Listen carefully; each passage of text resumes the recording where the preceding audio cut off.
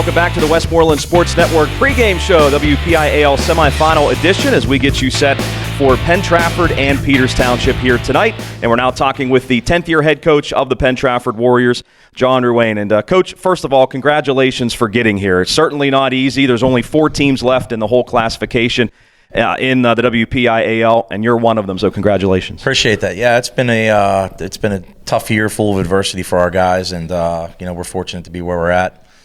We've kind of bonded around the things that have gone on within our team, and I'm proud of the guys for getting to this point. And it's a difficult classification, so being in the Final Four is an accomplishment in itself. Not the start you wanted last week, I know, against Upper St. Clair.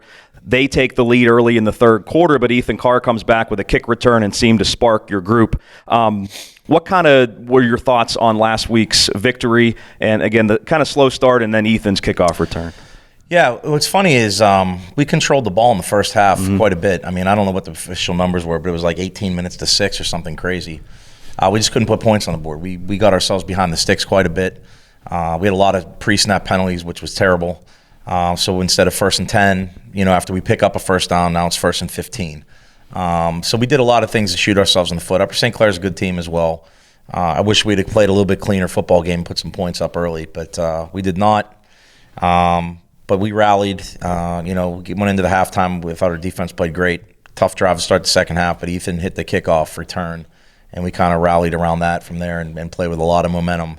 And just about everything we did the rest of the night went well. So is it a case of you were happy with you were playing and you kind of felt like something was going to break in the second half then? I guess. I think if we just cleaned up our mistakes, we were moving the football. I mean, we were running the ball for 5-6 yards of play and completed some passes. We just weren't breaking anything, and credit Upper St. Clair for that. But at the same time, we were putting ourselves in bad situations. Can you kind of take us through Ethan's kick return? It wasn't his first of the season for sure. He's been such a dynamic player back there, and just kind of what you saw when you watched it back on film. Yeah, the 2 sets of wedges did a great job of setting it up, and they've got body on body, kick guys out, and Ethan's really good at finding the crease and splitting it. So.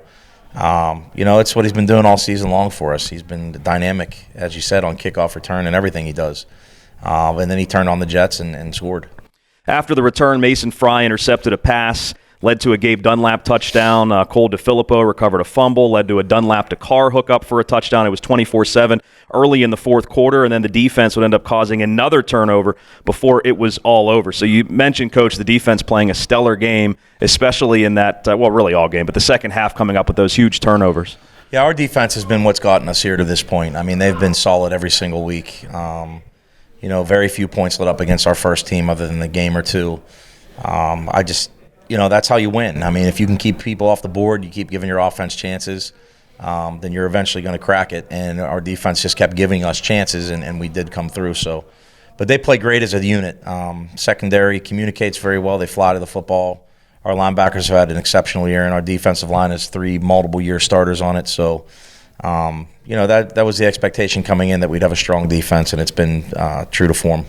Coach, you mentioned the great defensive play, and Sam Finelli has contributed to that the last couple of weeks in a big way. How big was it for your team, not only on the field, but mentally, for him to return a couple of weeks ago like he did? Well, Sam's a terrific player. He's a leader for our team. He's worked his butt off to get to where he is. He played a ton last year and became a 2-way starter for us this year. And then to lose him, along with Caleb, at the same time, more or less, and same quarter, minutes apart. Just, yeah. Mm-hmm. It was catastrophic for us, to be honest with you. And him returning to the lineup from a morale standpoint, just showed this guy's a team guy. He came back for the sake of the team, and then the fact that he can run the ball effectively now, and just give us some depth there, and use his attributes, his shiftiness, his low center of gravity, his vision, and play defense for us again has been awesome for us. So we were so happy that he was able to rehab and get back to form. And when he came back in, Coach, it wasn't necessarily eased in. Obviously, he felt good enough to play both sides of the football. Yeah, we repped him, the week of practice leading up to the Fox Chapel game, and he looked good enough. And this guy's a senior, and when you're in the playoffs and you have seniors, they play with urgency, and that's always been our thought process. We want guys that are going to lay it on the field and play like it's their last play, because it is for the seniors. So. That's definitely something we took into consideration. He looked good enough in practice. Now, he split time. He repped with other guys, but But now we're back to that luxury as opposed to not having it. 1,000 yards passing for Gabe Dunlap, 1,000 yards receiving, 1,000 yards rushing, I should say, for Gabe Dunlap. Normally doesn't happen with a quarterback, certainly unique. What a special season for him, Coach. He's been unbelievable. And again, this goes back to our losses at running back where we had to put more on Gabe's shoulders. And, I think he had 900-some yards last year. So this isn't any kind of surprise to any of us anyway. Gabe is a tremendous football player. He studies film hard. He's a winner. I mean, that's the best thing I can say about him. He knows how to win, and he does anything he can to win. He knows we need him to run the football more than typical, and at the same time, he's improved as a passer tremendously over the last 2 years. So, I mean, he's obviously a huge focal point of our offense and someone we want the ball in his hands when the game is on the line. You get this late in the season, Coach. I guess you're 12 games in now, heading to number 13. Do you change anything practice-wise that maybe you didn't do in the middle of the season just to keep guys fresh? Has anything changed now? I think that you don't get as physical in practice. It's a mental game at this point. We've done enough headbanging in practice and in games to this point where now. We know what these guys can do. They don't have anything to prove to us. They just have to mentally be sharp for the upcoming game. So we've scaled back on that, but we still do all our periods. We still have our individual period. I think that's always important to do fundamentals and continue to get good at that. And, the beauty of playing in the playoffs is your young guys get extra weeks of practice, whereas some teams were done 3 weeks ago. We get the extra practice time, and our guys get better at football in general just by being on the field. Yeah, we always I remember talking to you on our preseason show every year about getting the young guys into actual games, but going deep into the playoffs, I guess getting more practice reps for them too is important. Yeah, I mean, so now we're in the third week of the playoffs. That's 3 extra weeks of practices that these guys have all gotten, and you can see improvement in the young guys, and we've built depth because of that. 3 of the 4 teams remaining in the semifinals are from the Big East Conference. What does that say about the conference? I mean, it's a good conference. There's no doubt about it. It's a difficult thing to do to win this conference, and it's been rotated. Us, Gateway, McKeesport have seemed to win it every other year. There's good rivalries between the 3 of us and the others, and it's just physical football. I think we're one of the most physical groups of teams in the WPIAL. But they do a great job at Gateway. They do a great job at McKeesport, and everyone takes a lot of pride in being a part of this conference. And since 5A has been created, I think at least one of us has been in the championship game. I shouldn't say that. Last year, Gateway got knocked off by West A, but 2 years ago, 2 of us were in the championship. McKeesport was in the championship the previous year. We were in it the previous year. So there's some good football teams in this conference, and that proves all 3 of us have been battle tested. I'll say that. And we certainly hope it's an all Big East 5A championship this year for sure as well. Speaking of that, Coach, your opponent tonight, the Peters Township Indians. Give us your impressions of Peters Township. Well, let's start with this. Peters Township is not a 5 seed by any stretch. I mean, this is one of the top teams in the WPIAL, any classification. I don't care what you're talking. This is an experienced team who we played a year ago, and they basically have all the same faces. All their playmakers are back. All their, they got great linebackers. They got great guys in the secondary, quarterbacks back, receivers, running back. They have football players, and they're a very well-coached football team. So this is a really, really good football team we're playing, and we're going to have to play exceptional to beat them. We can't have the stupid penalties I referenced earlier. We can't have turnovers. We can't be poor in coverage in the kicking game. And then we just have to out-physical them. I mean, that's if you want to win in the playoffs, especially against a team like this, that's what you're going to have to do. Were there any differences from what you've seen on film that they weren't doing last year, compared to this year?